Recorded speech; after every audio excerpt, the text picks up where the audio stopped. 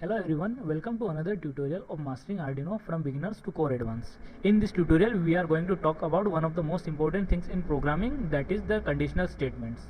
About the conditional statement, it can be a simple if statement. First of all, it will check the condition. The condition is a Boolean expression. It means that the condition that is being declared into the two bracket, if the condition is satisfied, then only it will go to the statement. If the conditions are not satisfied, it will not enter the loop, or in other cases it will go to the else loop. Okay, here let's just see first of all, let's just study about it.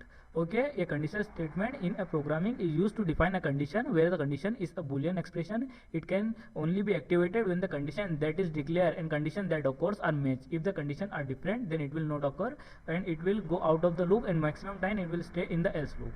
And if a statement can be stand alone, it means that it does not need an else statement. While the if statement with an else statement can be possible, but an individual else statement is not possible because it needs an if statement with it to run.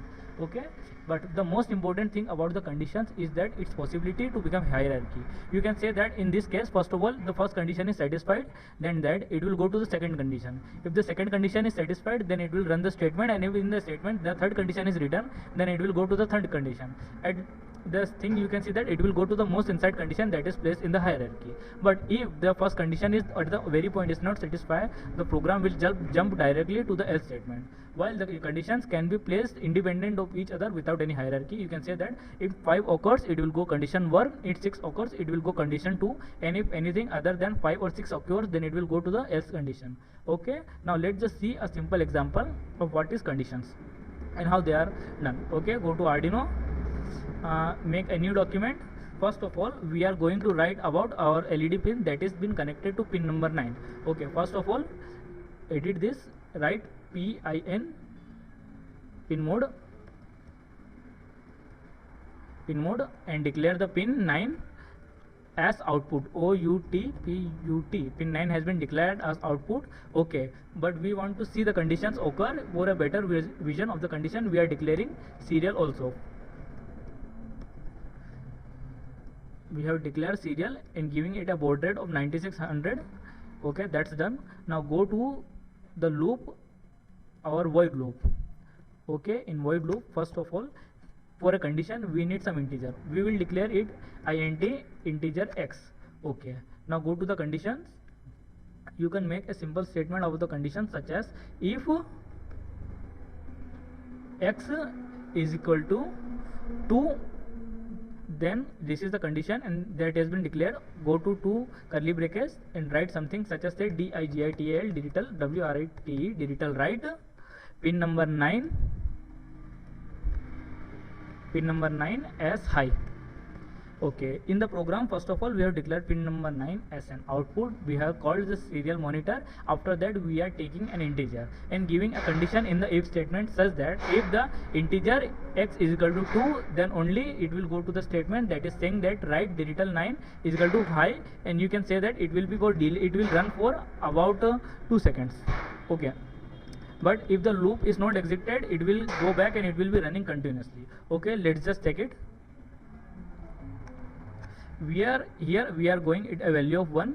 Okay, upload it. It's first compiling the sketch and it's going to upload within a few seconds. It's uploaded. You can see that if x is equal to 1, well, that was a syntax mistake. I have to give it 2 equal to.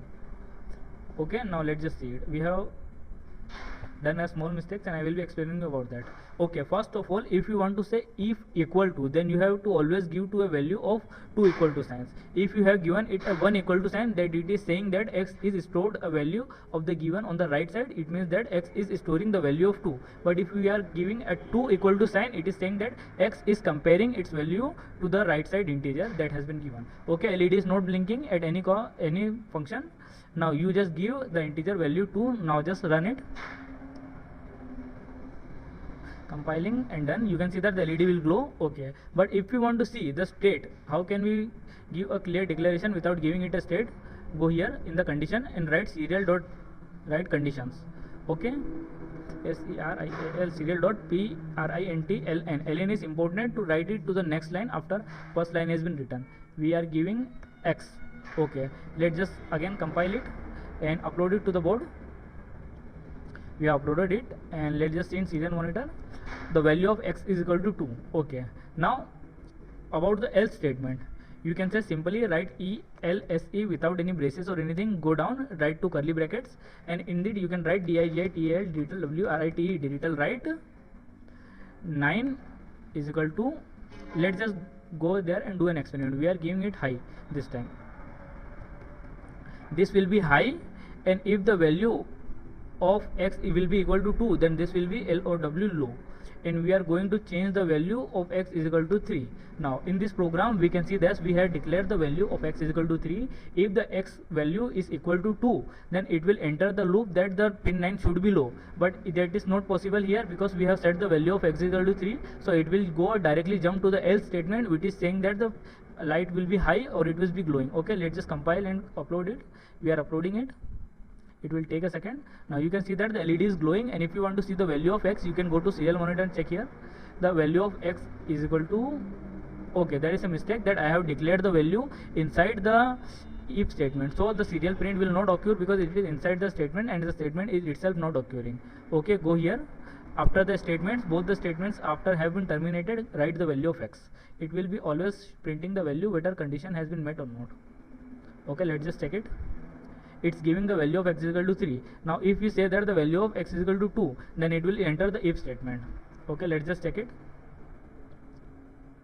You can see that it is taking some second. Let us give it a restart. Okay, you can see that the light is not glowing and the value of x is equal to 2, so that it has entered the if loop. It has entered the if loop, and in the if loop we have declared the statement that the light will not glow. Okay, this is possible here, and this is the basic overview of the if statement, and we are in future going to discuss a lot about independent if statements and hierarchy, but right now this is the basic overview of the if statement. Thank you and have a